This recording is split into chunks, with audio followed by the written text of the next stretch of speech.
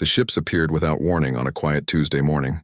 17 massive crystalline vessels, each the size of a small city, positioned themselves in Earth's orbit.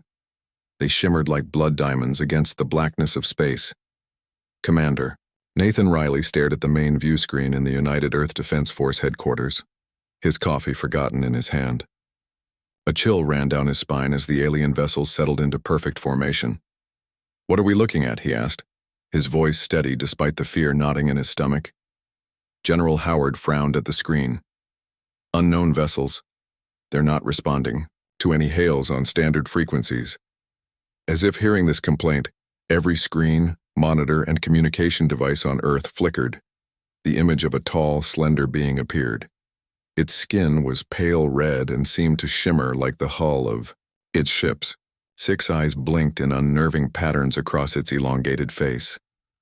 "People of Earth," the being spoke, its voice translated into flat, emotionless English. "I am High Executor Zalathar of the Crimson Empire. Your world has been selected for integration. Surrender your resources and accept our authority within 72 hours or face cleansing fire." The transmission ended abruptly. Chaos erupted in the command center. "Get me the president," General Howard shouted over the noise, "and someone find me everything we know about a Crimson Empire." Nathan stepped away from the commotion, his military training taking over.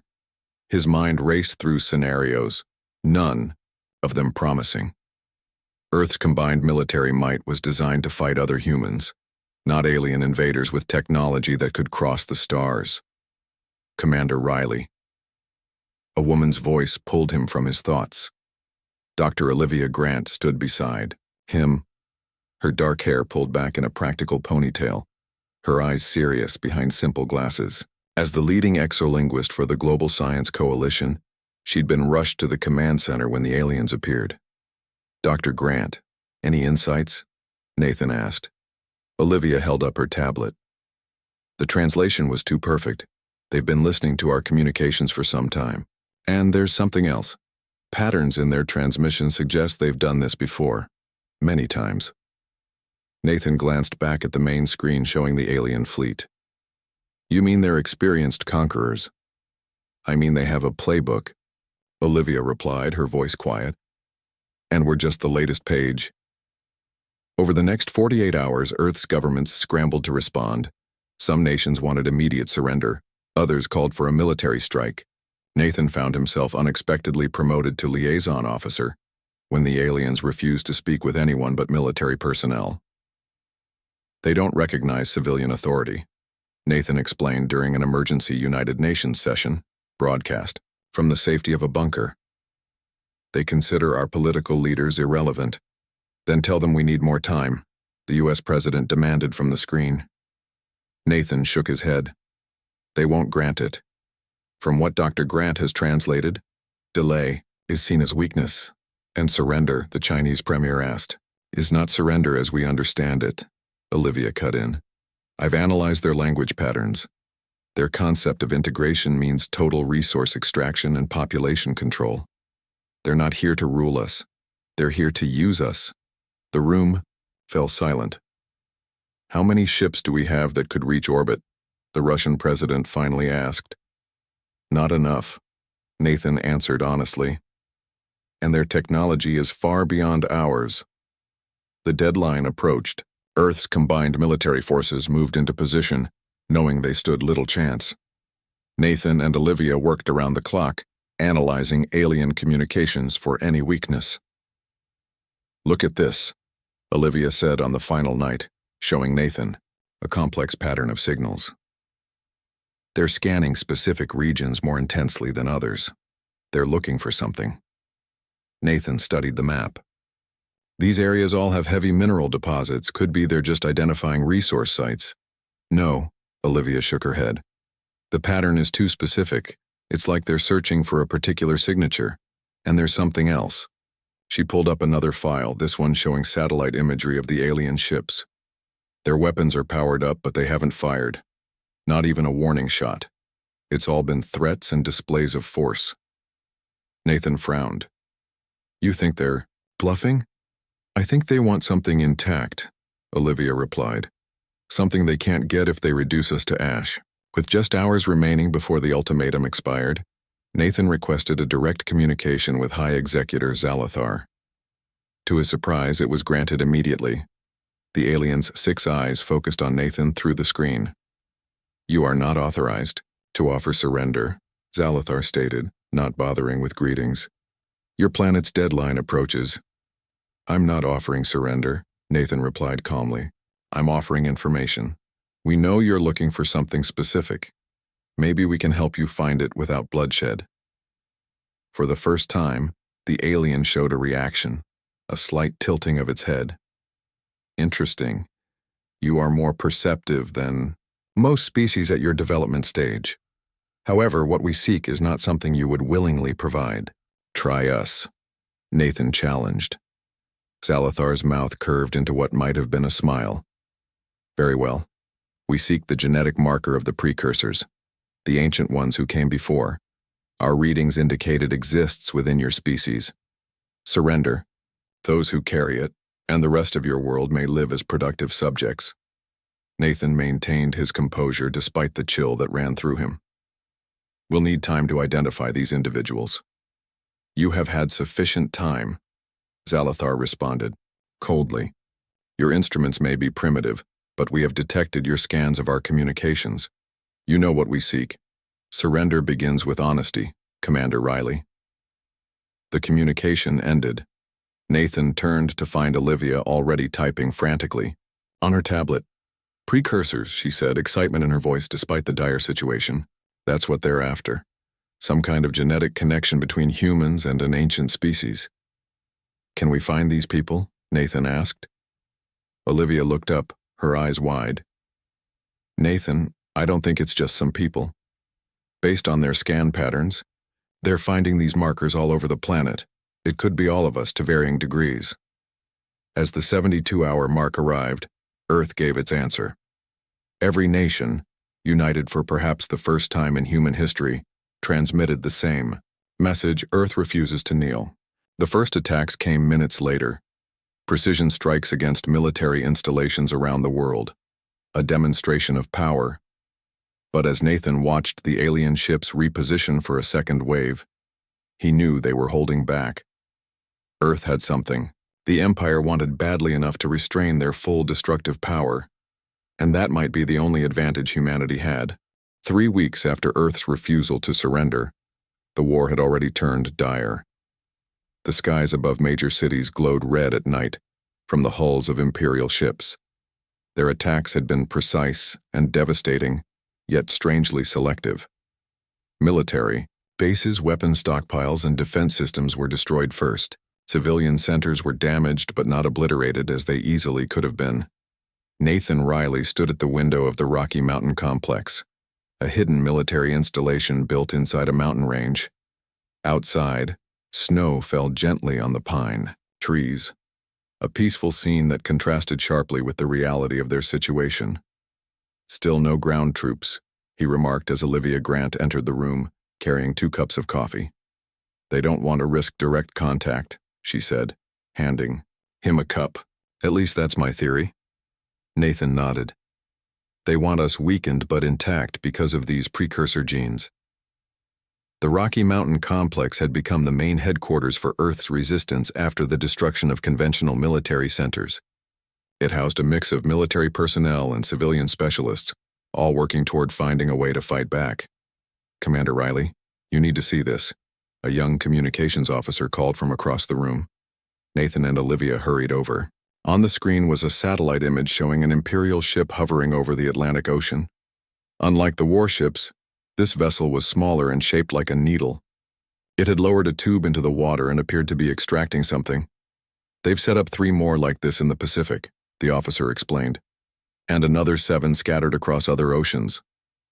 "Processing stations," Nathan guessed. "They're starting resource extraction." "Not just any resources," said a new voice. Sam Jeffries walked in, his curly hair wild and uncombed, dark circles under his eyes suggesting he hadn't slept in days. The engineer had been studying recovered pieces of Imperial technology since the invasion began. "What do you mean?" Nathan asked. Sam pointed to the screen. Those aren't mining for minerals. The placement is all wrong. They're taking biological samples. Water, marine life, possibly searching for something specific. Olivia's eyes widened. The precursor markers. They're trying to find concentrations of it. Commander Riley, another officer called. Lieutenant Winters has returned with her team. Nathan turned to see Kelly Winters entering the command center. Her uniform was dirty and torn, her face streaked with dust, but her eyes remained sharp and alert. She had been leading reconnaissance missions to observe Imperial activities up close. Report, Nathan said. They're setting up more than just those processing stations, Kelly said, her voice low and intense. They're building something outside Denver, some kind of research facility. They're bringing in humans. Alive? Olivia asked, horrified. Kelly nodded grimly. Test subjects, looks like, and they're being selective about who they take. Nathan felt a chill run through him. We need to know what they're doing there. Over the next few hours, Nathan assembled a core team. Olivia would continue her work deciphering Imperial communications. Sam would focus on understanding their technology. Kelly would train other soldiers in the tactics she had developed for fighting the Imperial scouts they occasionally encountered. The good news, Sam told them as they gathered around a makeshift planning table, is that their tech isn't magical. It's advanced, sure, but it follows rules. I've already figured out how to disrupt some of their scanning equipment using electromagnetic pulses. And their language patterns are becoming clearer, Olivia added. They communicate on multiple frequency layers simultaneously. It's like they're having several conversations at once. What about weapons? Kelly asked. My team took out 2 of their scouts yesterday, but we used almost all our ammunition to do it. Sam grinned and held up what looked like a modified rifle. Working on it. This baby can punch through their armor using concentrated sound waves. Only got 3 working so far, though. Nathan studied the map they had created, marking known Imperial positions. We need more information about that research facility. If they're studying humans with precursor genes, that might be the key to understanding why they came here. I'll take a team, Kelly volunteered immediately. We can be in and out before they know we're there. Nathan hesitated, then nodded. Take Sam's new weapons. And Olivia, I want you to prepare a translation package for Kelly's team. If they can access any of the facility's data systems, we need to understand what they find. That night, as Kelly's team prepared for their mission, Nathan found Olivia working late in her makeshift lab. Screens surrounded her, each displaying different fragments of intercepted Imperial communications. You should rest, he told her. Olivia shook her head without looking up. I found something interesting. Look at this. She pointed to a sequence of symbols that repeated across several transmissions. This pattern keeps showing up in their communications to their homeworld. I think it's a report on their progress here. She tapped another screen. And this sequence appears whenever they mention humans. At first I thought it was just their word for our species, but it's more specific. What does it mean? Nathan asked. Legacy carriers, Olivia translated, or inheritors. The translation isn't exact, but they're definitely referring to some kind of genetic inheritance. Nathan frowned. From these precursors? I think so. Olivia nodded. And there's more. Based on their communication patterns, they're both excited and afraid of what they found here. Earth isn't just another conquest to them. We're something special. Before Nathan could respond, alarms blared throughout the complex. He rushed back to the command center with Olivia close behind. Imperial ships approaching, an officer reported. They've never come this close to the mountains before. How did they find us? Nathan demanded. Sam burst into the room, his face pale. It's my fault. The weapons I built, they must have detected the energy signature when Kelly's team used them. On the main screen, they watched as 3 Imperial warships moved into position above the mountains. Evacuate all non-essential personnel, Nathan ordered. Kelly, get your team back here now. We just left the complex. Kelly's voice came through the comm system. What's happening? Abort the mission, Nathan told her. We're compromised. Get to the secondary location. As the evacuation began, Olivia grabbed Nathan's arm. "We can't leave yet. The data we've collected, download what you can," Nathan told her. "You have 10 minutes. The first attack came 5 minutes later. The mountain shook as Imperial weapons struck the rock above them. Unlike previous attacks, these seemed designed to penetrate rather than destroy. They want what's inside," Nathan realized. "They're not trying to kill us all." Sam appeared with a backpack full of equipment. "I've got the prototypes and my research. What else do we need?" "Olivia's data," Nathan said, "and as many people as we can get out." The three of them made their way to an emergency exit as the complex continued to shake around them.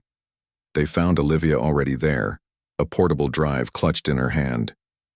"Got everything I could," she said out of breath, as they escaped into the snowy forest. Nathan looked back to see Imperial ships hovering over the mountain. A smaller vessel, different from the others, descended toward the complex entrance. "That's not a warship," Sam said, following Nathan's gaze. "That's a command vessel." Through the trees, they caught a glimpse of a tall figure emerging from the ship. Even at a distance, Nathan recognized the distinctive form of High Executor Zalathar. "They sent their leader," Olivia whispered. "We must have something they want. Badly? Then we better make sure they don't get it," Nathan said grimly. "Whatever it is." As they disappeared into the forest, the first Imperial ground forces began to spread out from the captured complex, searching for the escaped humans who carried the genetic legacy of the beings their empire feared above all others. 4 months had passed since the Crimson Empire first appeared in Earth's skies. Winter had given way to spring, but few people noticed the changing seasons anymore. Survival had become the only concern for most humans. Nathan, Olivia, Sam, and Kelly had established a new base of operations in an abandoned mining facility near what was once Seattle. The area was now mostly ruins after an Imperial attack, but the underground tunnels remained intact and well hidden. "They're expanding their research facilities," Kelly reported, returning from a reconnaissance mission. She spread a hand-drawn map on the table where the others gathered. 5 new locations in the last month, all heavily guarded. Nathan studied the map with a frown. "They're getting desperate, but for what?" "I think I might know," Sam said. He had been unusually quiet for the past few days, spending most of his time in the small workshop he had set up. Now he placed a small metallic object on the table. It was shaped like a teardrop and glowed with a faint blue light. "What is that?" Nathan asked. "I found it in the wreckage of that Imperial scout ship we downed last week," Sam explained, his eyes bright with excitement. "At first I thought it was just another piece of their technology, but it's different. The energy signature doesn't match anything else we've recovered." Olivia leaned closer, studying the object. "The design is different too, not as angular as their other tech." "Exactly," Sam nodded eagerly. "Because I don't think it's their tech at all. I think it belonged to the precursors." The room fell silent as they all stared at the small, glowing object. "Does it do anything?" Kelly finally asked. Sam's smile widened. "That's the interesting part. It wouldn't respond to any of the Imperial tech I tried to connect it to, but when I touched it..." He reached out and placed his finger on the object. The blue glow brightened instantly and a holographic display appeared above the table. Strange symbols floated in the air, slowly rotating. "It responded to you," Nathan said, eyes wide. "To a human." "To my DNA," Sam corrected. "The precursor genetics the Empire is so interested in. And look what I found when I managed to decode some of the data."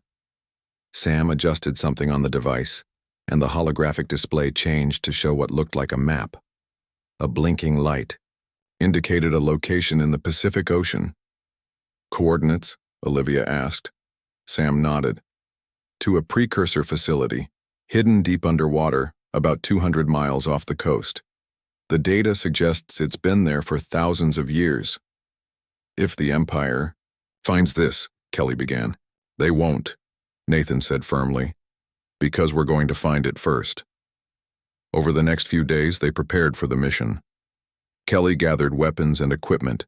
Sam worked on modifying a small submersible they had found in a naval storage facility. Olivia continued to study the data from the precursor device, learning more about its origins. The precursors weren't just advanced, she told the others during a strategy meeting. Based on what I've translated, they were a civilization that spanned multiple galaxies. They disappeared thousands of years ago, but not before leaving outposts on various planets. Including Earth, Nathan said. Olivia nodded. And here's the important part. Humans aren't just compatible with their technology. Based on certain genetic markers, we might actually be related to them. Related? Kelly asked, skeptical. You mean like ancestors? More like descendants, Olivia clarified, or at least partially, as if they mixed their DNA with early humans. Sam whistled low. No wonder the Empire is so interested in us. They want that connection. But why? Nathan asked. What's so special about precursor genetics? Power, Olivia said simply. The precursors had technology the Empire still can't match. Their ships could travel between galaxies in days instead of years. Their weapons could destroy stars. And all of it was genetically locked. Only those with precursor DNA could use. The day before they planned to leave for the underwater facility, Nathan found Olivia alone in her makeshift lab, staring at a blood sample under a microscope. Worried about tomorrow? He asked. She looked up, her expression troubled. Nathan, I've been comparing blood samples from everyone in our group. The precursor markers are in all of us, but they're not equally distributed. What do you mean? Some humans have stronger concentrations of the markers than others, she explained. Sam has a fair amount, which is why he could activate the device. Kelly has even more. But you... She hesitated. What about me? Nathan pressed. Your concentration is off the charts, Olivia said quietly. Higher than anyone else I've tested. Much higher. Nathan absorbed this information in silence. Does that mean something? I don't know yet, Olivia admitted. But I think it might be why the Imperial ships seemed to focus their scans on certain areas when they first arrived. They were looking for people like you. The next morning, they loaded their equipment onto a small boat and headed out to sea. The day was clear and sunny, a stark contrast to the grim reality of their world under siege. Imperial ships still patrolled the skies, but they had grown used to hiding their movements. Sam's submersible was cramped with all four of them inside, but it functioned well enough. As they descended into the darkness of the deep ocean, Sam used the precursor device to guide them. We should be getting close, he said after nearly 3 hours of slow movement through the cold water. According to these readings, the facility should be just ahead. At first, they saw nothing but darkness through the submersible's lights. Then, suddenly, the seafloor dropped away, revealing a massive canyon. And there, built into the rock wall, was a structure that clearly wasn't natural. Smooth metal surfaces reflected their lights, showing an entrance large enough for ships much bigger than their small vessel. It's huge, Kelly whispered, awe in her voice. As they approached, lights began to activate along the structure, as if it sensed their presence. The entrance, which had appeared sealed, slowly opened. It's responding to us, Olivia said. To our precursor DNA. Or specifically to Nathan, Sam added, nodding toward a display on the precursor device. These readings are going crazy the closer you get to it. They guided the submersible inside and found themselves in what appeared to be a docking bay. Water drained away as massive doors closed behind them, leaving their vessel on a dry metal floor. The air that filled the chamber was surprisingly fresh, as if the life support systems had never stopped working despite thousands of years of abandonment. As they cautiously exited the submersible, lights continued to activate throughout the facility, responding to their presence. The walls were covered in the same strange symbols they had seen in the holographic display. This place has been waiting for someone to return, Olivia said softly. Nathan stepped forward, and a section of the wall in front of him lit up more brightly than the rest. Something about it drew him closer, an instinct he couldn't explain. When he placed his hand against the glowing section, the entire facility seemed to come alive around them. New lights flashed on. Hidden doors slid open. Screens activated along the walls, showing data and images none of them understood yet. And in the center of the room, a large holographic display appeared, showing a map of the solar system. Around Earth, dozens of points of light blinked into existence. More facilities, Sam breathed. They're everywhere.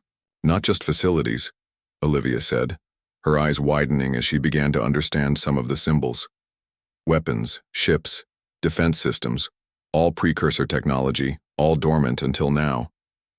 Nathan stared at his hand, still pressed against the wall, feeling the power of an ancient civilization flowing through him. Until us.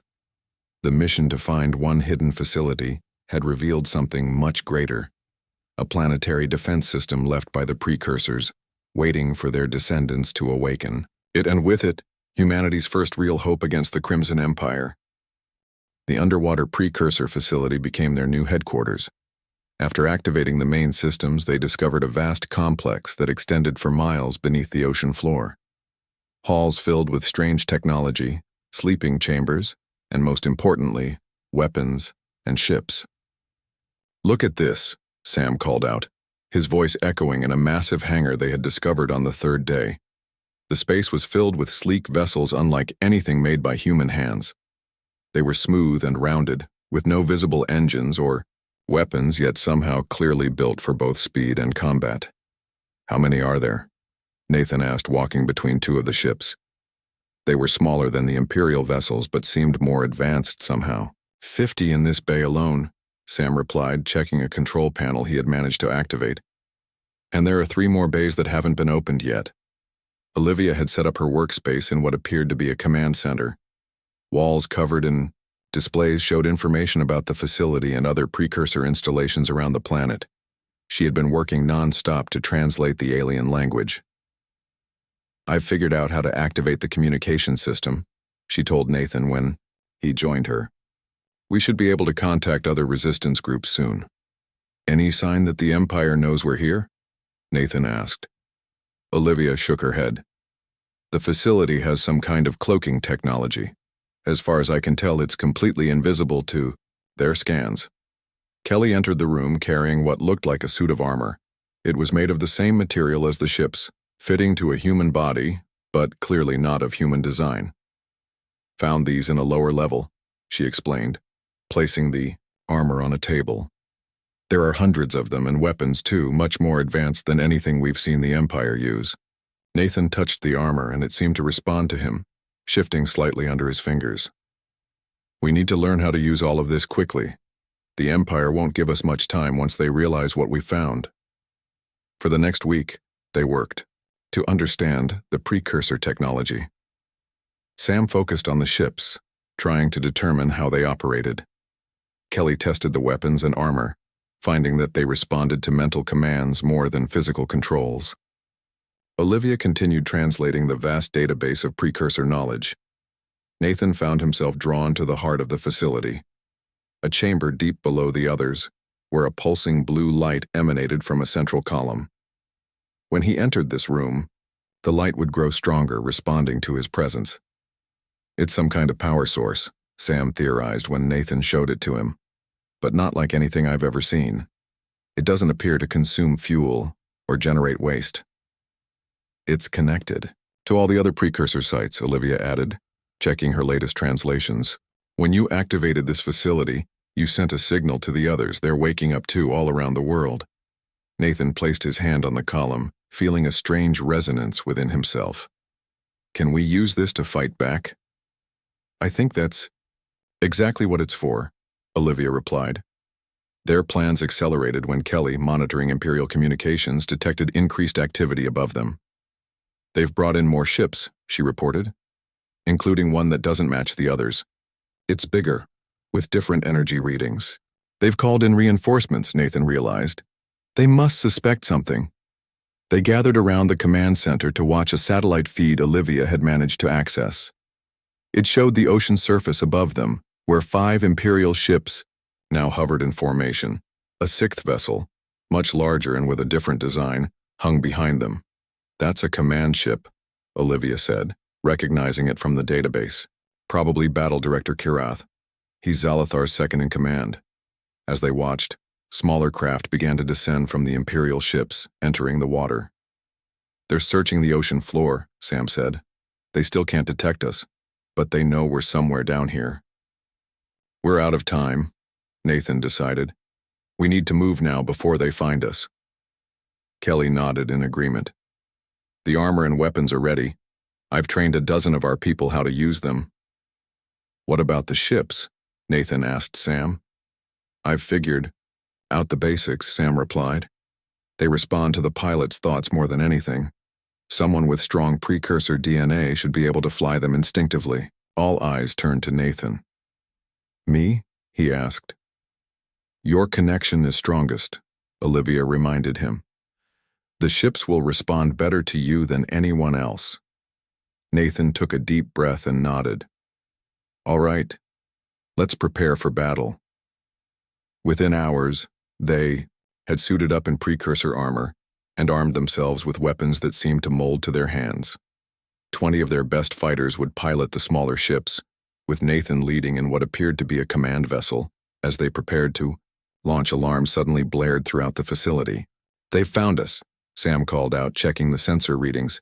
"Imperial boarding craft approaching the main entrance." "How?" Olivia asked, shocked.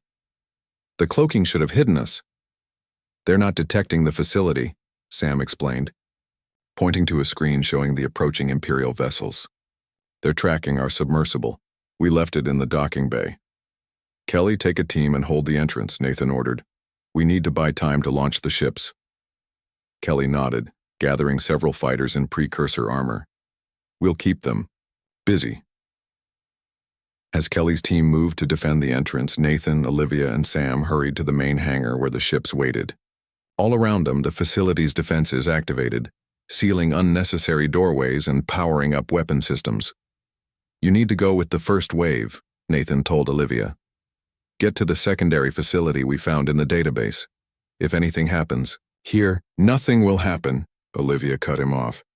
"This technology has waited thousands of years for us. We won't fail now." The sound of weapons fire echoed from the direction of the entrance. Kelly and her team had engaged the Imperial boarding party.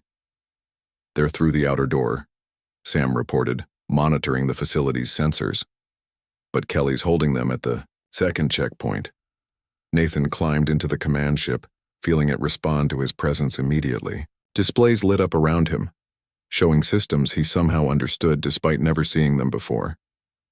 "It's like it's speaking to me," he said in wonder. "The precursor DNA," Olivia explained, standing beside the ship. "It's not just about genetic compatibility. It's a connection, a way for their technology to recognize their descendants." More explosions sounded from the entrance. One of Kelly's team ran into the hangar, his armor damaged on one side. "They've brought in heavier weapons," he reported. "Lieutenant Winters says to launch now. They'll fall back to the secondary line." Nathan nodded, feeling the weight of command. "Tell all pilots to prepare for launch. Sam, open the sea doors." Sam hurried to a control panel and activated the massive doors that would allow the ships to exit into the ocean. Water began to flow into a portion of the hangar, creating a launch channel. "Nathan," Olivia said quickly, placing her hand on his ship. "There's something else you should know. The database says the precursor ships don't just fight. They can connect, form networks, share power." Like a single organism, Nathan understood immediately. "Tell the other pilots. Once we're outside, follow my lead."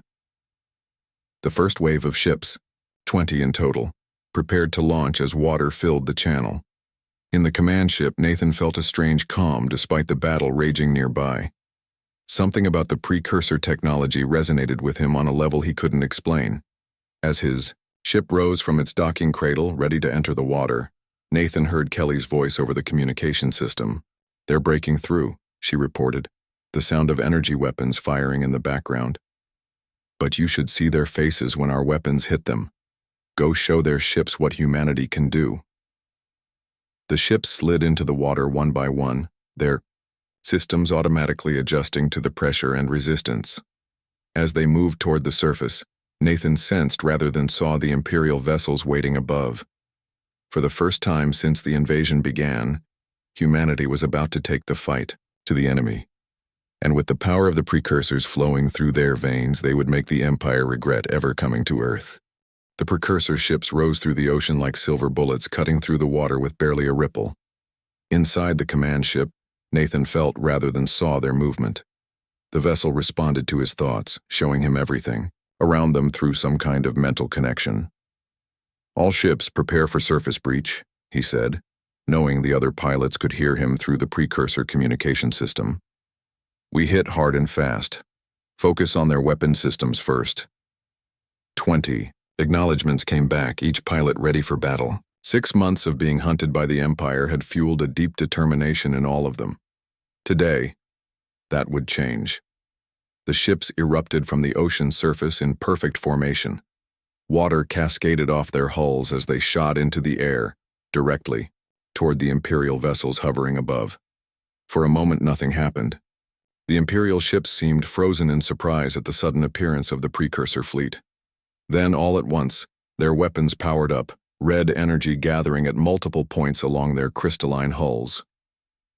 "Evasive pattern," Nathan commanded, his ship already moving in response to his thoughts. "Remember your training." The Imperial ships fired, filling the sky with deadly red beams. But the precursor vessels moved with impossible speed and grace, darting between the attacks like fish in a stream. Not a single shot connected. "Return fire," Nathan ordered, the precursor weapons activated, glowing with blue energy that pulsed in time with Nathan's heartbeat. When they fired, it wasn't in beams or projectiles, but in waves that rippled through the air itself. The first wave hit an Imperial ship, and its shields flickered violently before failing completely. The second wave struck its weapon systems, causing explosions along the hull. The massive vessel listed to one side, power fluctuating. It worked. Sam's excited voice came through the communication system from the underwater facility. "Their shields can't handle the precursor weapons." The battle intensified as the Imperial ships recovered from their initial shock. They began coordinated firing patterns, trying to predict where the smaller precursor vessels would move. 2 human-piloted ships were hit, their hulls absorbing much of the energy but still taking damage. Nathan could feel their pain through the network connection. "Form up," he commanded, remembering what Olivia had told him about the ships working together. "Link systems on my mark." The precursor vessels moved into a circular formation around Nathan's command ship. As they did, he felt a surge of energy as their systems connected, creating a shared network of power. "Mark." Energy flowed between the ships, healing the damaged vessels and strengthening their weapons. When they fired again, it was as one unified force. The combined attack struck the closest Imperial ship dead center, tearing through its hull and causing a chain reaction of explosions. For the first time since the invasion, humans watched an Imperial warship break apart completely. A cheer went up across the communication system, but Nathan kept his focus. "Stay tight. We've got more company." From the larger command ship at the back of the Imperial formation, smaller fighter vessels began to launch. Dozens of them, then hundreds swarming toward the precursor fleet. "They're trying to overwhelm us," one of the pilots said, voice tense. "Let them try," Nathan replied. "Expand formation, paired defense pattern." The precursor ships spread out in pairs, maintaining their energy links while creating a wider defense network. As the Imperial fighters attacked, the human pilots discovered another capability of their vessels: point defense systems that activated automatically, sending pulses of energy to intercept incoming attacks. The battle above the Pacific Ocean raged for nearly an hour. 3 more precursor ships took heavy damage but remained functional. 2 Imperial warships were completely destroyed and a third was crippled, drifting helplessly. "Nathan," Olivia's voice came through the communication system from the facility below. "We're picking up new signals. More Imperial ships entering Earth orbit." "How many?" Nathan asked, maneuvering his vessel around a barrage of enemy fire. "At least 30, Olivia replied, her voice grim. "Including what looks like Zalathar's flagship." Nathan's heart sank. They were winning this battle, but they couldn't fight. "The entire Imperial fleet, not yet. Sam, what's the status of the other facilities?" he asked. "Coming online," Sam reported. "The activation signal is spreading. We have precursor systems waking up across South America and Asia now. Europe and Africa should be next. And the lunar base? Still dormant. We need more power to reach it. Nathan made a quick decision. All ships prepare to disengage. We've made our point. Now we need time to bring more systems online. The precursor fleet began to pull back, still in formation, still firing to keep the Imperial forces at bay. They're not pursuing, Kelly reported. From the facility, where she had returned after repelling the boarding party. They're reforming around their damaged vessels. As the precursor ships prepared to return to the underwater facility, a direct communication came through on all frequencies. The holographic image of Battle Director Kyrath appeared before Nathan, its 6 eyes narrowed in what might have been respect or hatred. So the legacy rises again, Kyrath spoke, its translated voice oddly calm. High Executor Zalathar will be most interested to learn how far your connection to the precursors extends. Tell your executor that Earth is now under precursor protection, Nathan replied. Any further attacks will be met with equal force. Kyrath made a sound that might have been laughter. Protection? You have awakened a few forgotten toys, human. The Empire has spent millennia preparing for this moment. Zalathar has studied the precursor legacy longer than your civilization has existed. The aliens' 6 eyes blinked in sequence. You have won a skirmish, nothing more. When the full might of the Empire arrives, your world will still burn. The communication ended. Nathan guided his ship back toward the ocean surface, his mind racing with the implications of Kyrath's words. Did you hear that? He asked Olivia once they were safely beneath the waves. Every word, she confirmed. They've been expecting this, preparing for it. But why? What are they so afraid of? Back in the facility, the team regrouped to assess their first victory and plan their next move. Damage reports from the ships showed minimal losses. The precursor technology had performed beyond their expectations. The Empire is calling in their main fleet, Kelly reported, reviewing intercepted communications. Ships from across their territory are converging on Earth. We have maybe a week before they arrive. Then we have a week to wake up as many precursor facilities as possible, Nathan decided. Sam, what's our priority? Sam projected a map showing the locations of known precursor installations. The lunar base is key. It has orbital defense capabilities that could protect the entire planet. But to activate it, we need more power than we currently have. What about this? Olivia pointed to a location in North America. The database calls it a nexus point. It seems to be a major power distribution center. If we can activate that, it might give us enough power to reach the moon, Sam agreed. Nathan nodded. Then that's our next target. Kelly, select a team for ground transport. Olivia, I need everything you can find about this nexus point. Sam, get our ships repaired and ready. As the others moved to their tasks, Nathan walked to a viewing window that looked out into the dark ocean. For the first time since the invasion began, they had hope. The precursor legacy was awakening across the planet, responding to the descendants it had waited thousands of years to find. But Kyrath's warning echoed in his mind. The Empire had been preparing for this moment for millennia. What did they know about the precursors that humans had yet to discover? And what would Zalathar do when he realized humans weren't just using precursor technology, they were becoming something more? The real war was just beginning. The Imperial reinforcements arrived sooner than expected.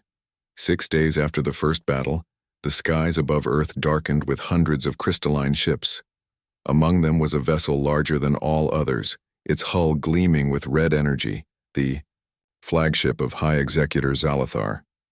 In the North American precursor facility, now fully activated thanks to their efforts at the Nexus Point, Nathan watched the satellite feed with grim determination. How many? He asked.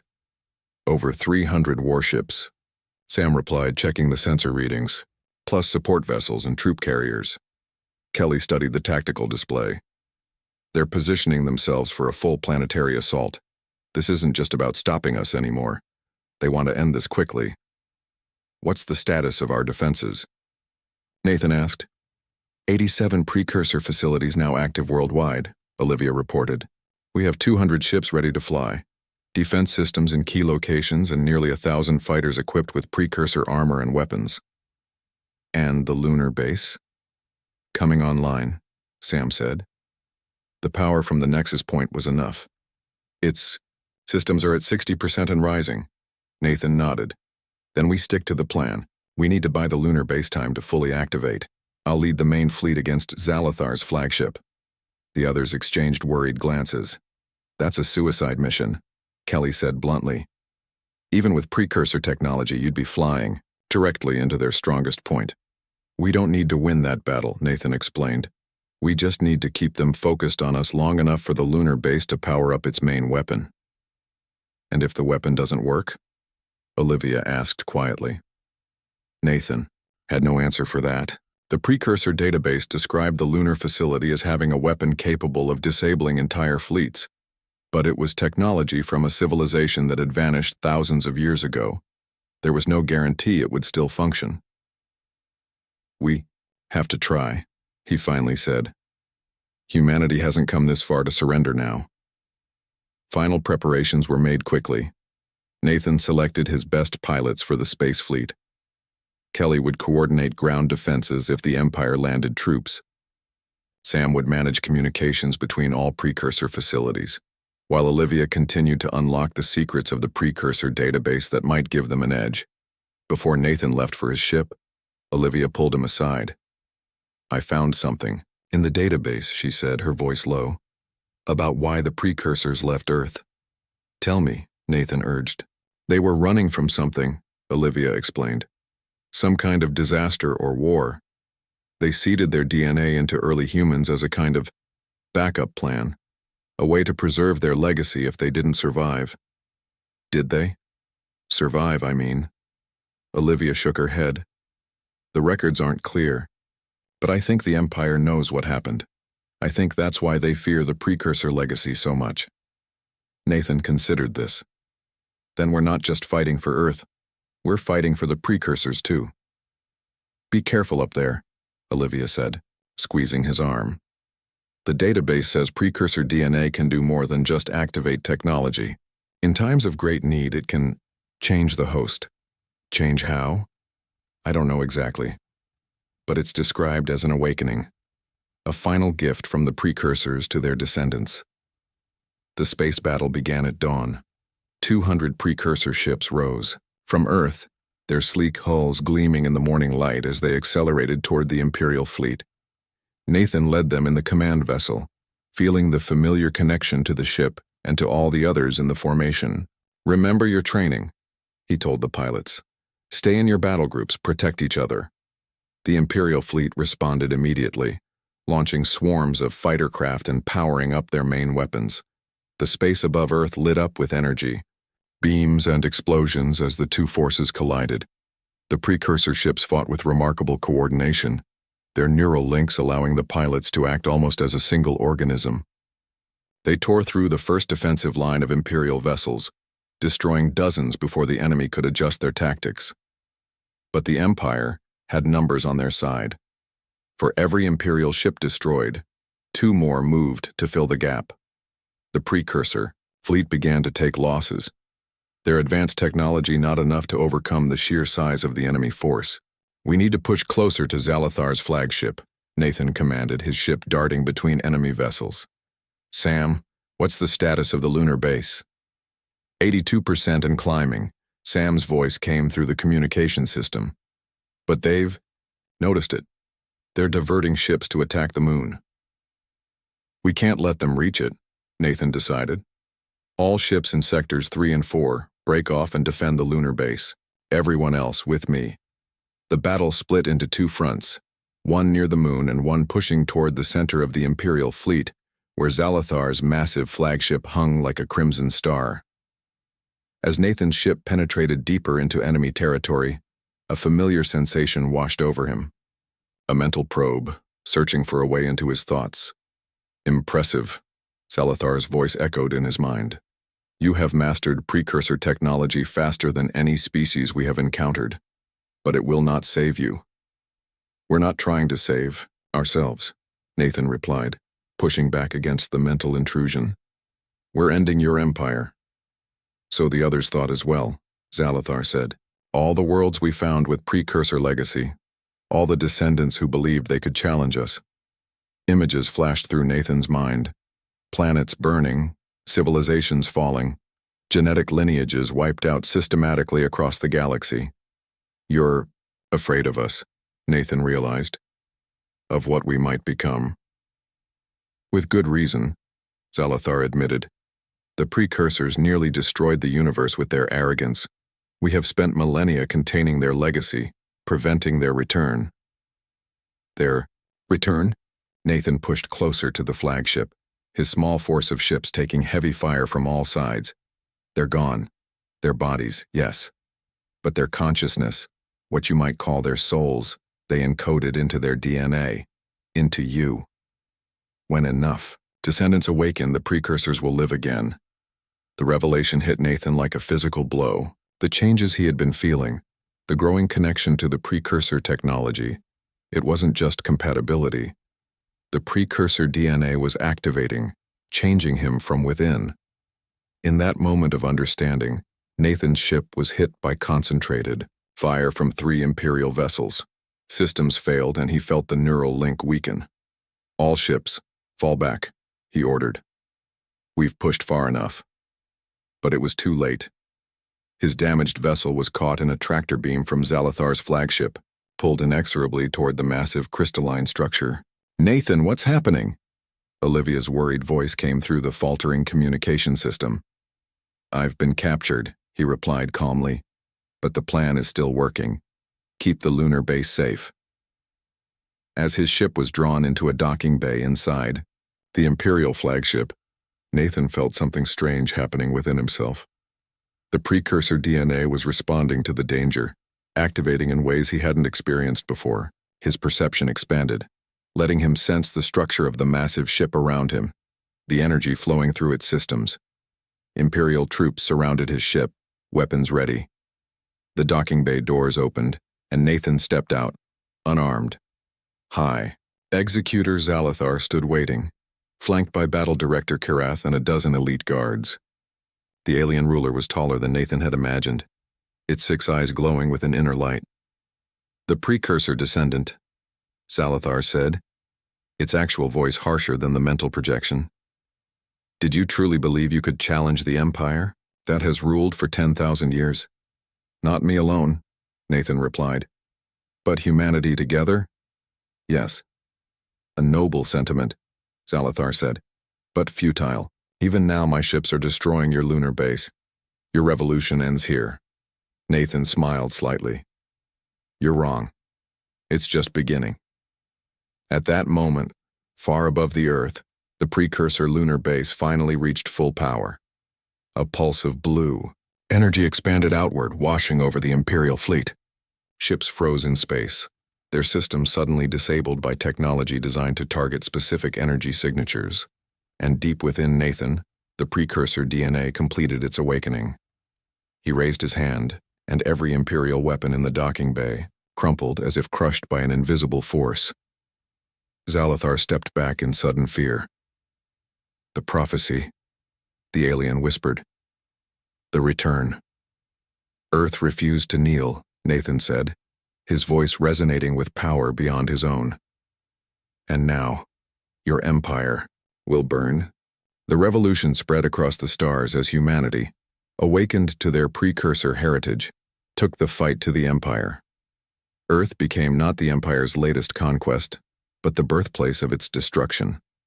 The world where a legacy thousands of years in the making finally returned to claim its place in the universe.